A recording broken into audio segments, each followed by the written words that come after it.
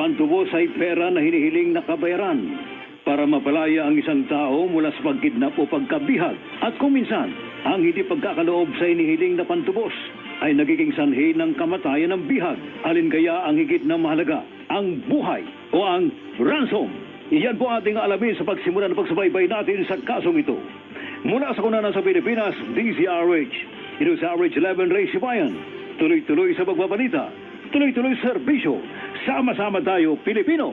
Dito lamang sa Ano ang Katotohanan?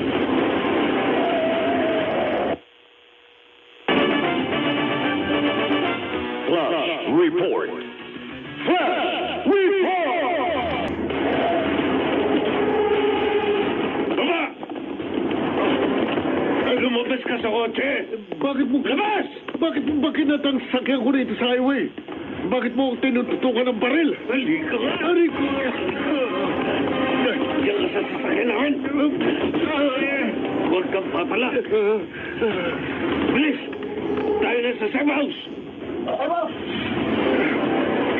Kinikidnap niyo ko? Oo, Mr. Alcantara. Kidnap ito. Sanay kami pumatay, kaya huwag kang magkakamali pumalag. Kung ayaw mong mapadali ang buhay mo.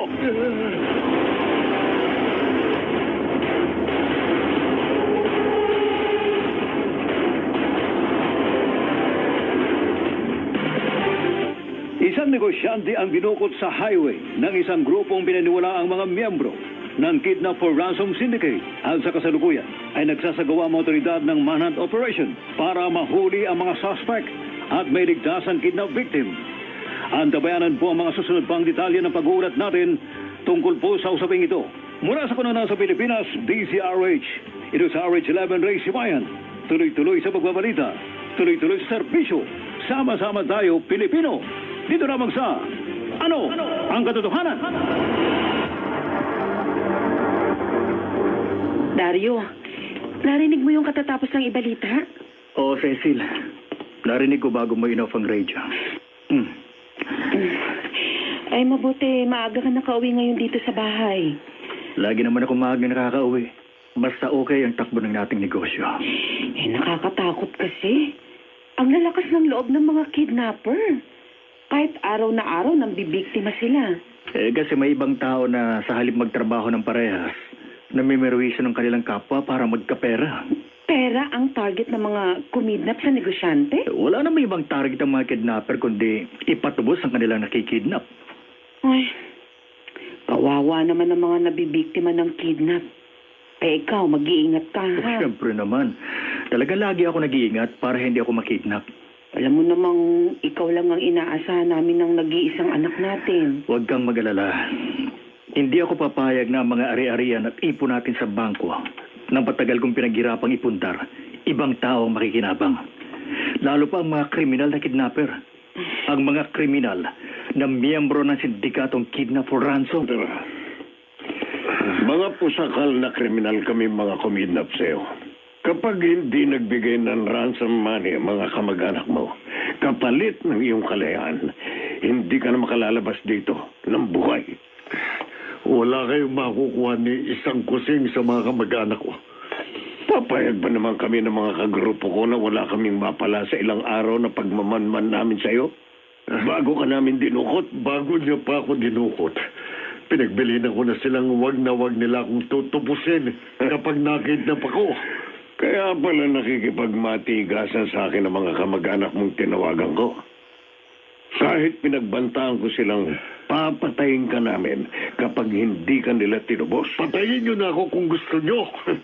Kung wala rin lang mapakikinabang sa iyo ang aming grupo, Patayin niyo na ako. pagbibigyan ko ang kahilingan mo.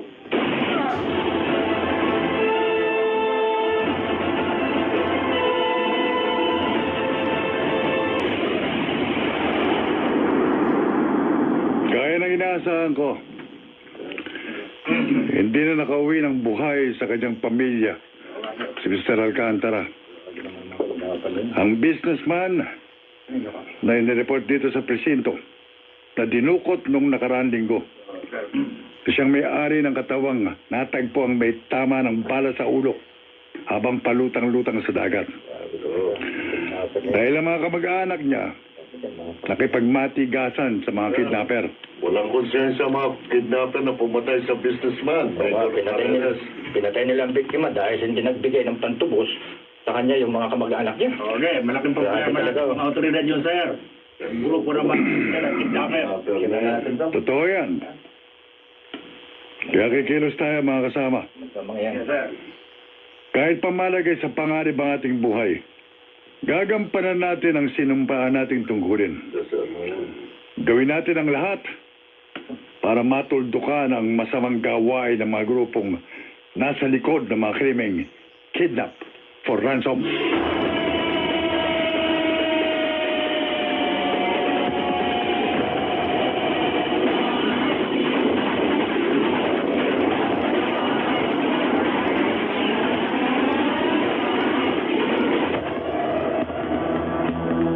Ano po, Daddy?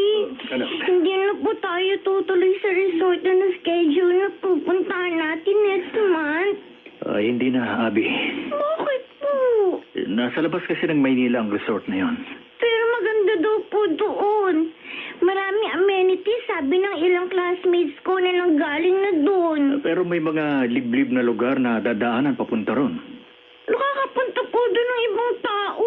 Anak, huwag ka na mainggit sa iba. Bakit tayo po hindi? Nag-iingat lamang tayo.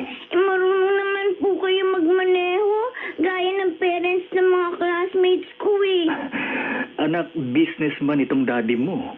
Ano pong problema doon? Mga gaya ko ang target dukutin ng mga kidnapper para ipatubos ng malaking halaga.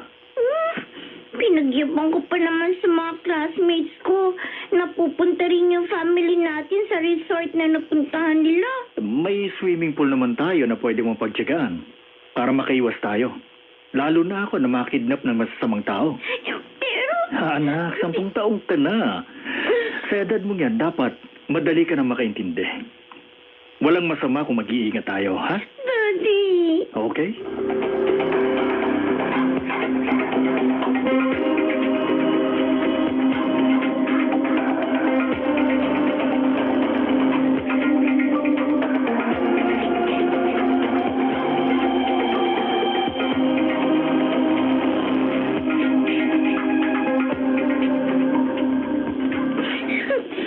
Abby, huwag ka nang umiyak. Pero nag-promise po sa akin si Daddy na pupunta tayo sa resort na napuntahan ng mga classmates ko. Noon yun, anak. Noong wala pa kaming nababalita ang mga negosyanteng naging biktima ng kidnap at ipinapatubos. Na kapag hindi natubos, ay pinapatay ng mga kidnapper. Makakapag-ingat naman po tayo eh. Huwag mo nang igit ang gusto mo. Nakakapagtampo naman.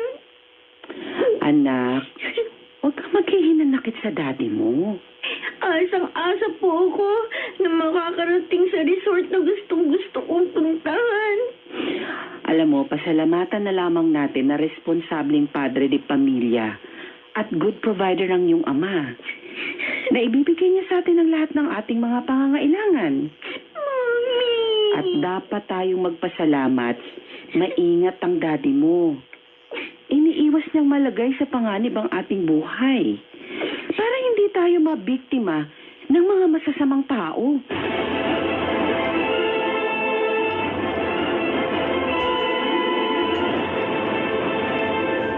Ransom!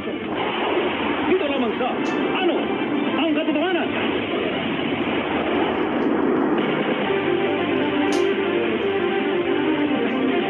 Pilit pinawi ni Cecil ang hinanakit sa puso ng nag-iisang anak.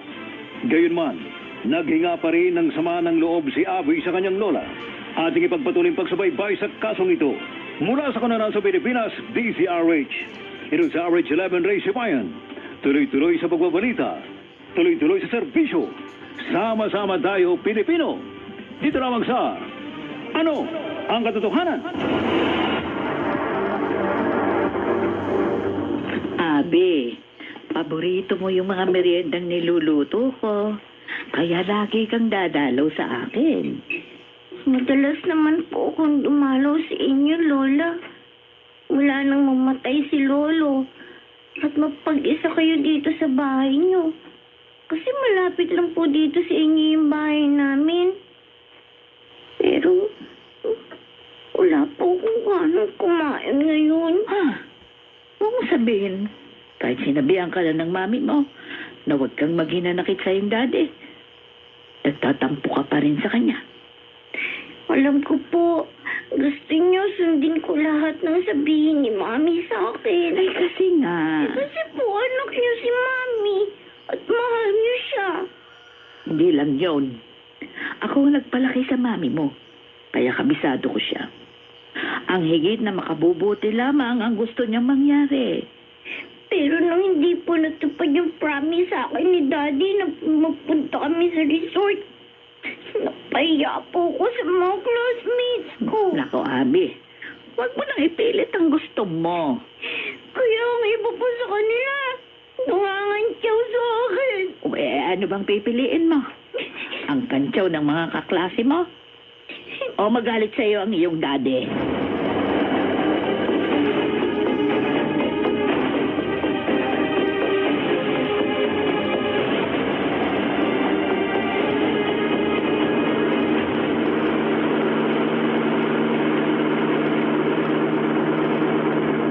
Nakapagngingit-ngit ang negosyanteng target nating kidnapin. Sa ilang araw natin pagmamanman, hindi natin matsempo ang napadaan sa highway o sa liblib na lugar. Agos ko to. Sobrang maingat si Dario Buesa eh. Kapag namalaya niya, parang may sasakyang bumubuntot sa kotse niya. Minto kagad siya sa mataong lugar. O, dinalo natin sa mga tiyempuang dukutin. Teka, Igas. Tabi mo itong van. Okay. Asawa ng businessman na si Dario Buesa ang nadaanan natin bumaba sa taxi at naglalakad na mapapadaan dito sa tabi ng ating sasakyan. Kung hindi natin matsempohan si Dario, ang asawa niya ang dudukutin natin. No? Alis na kayo. Pagtapat niya dito sa van, halika. Dito ka sa loob ng van. Bilis! Diretso tayo sa safe house. Okay, boss! Iwan niyo ako! Iwan niyo ako!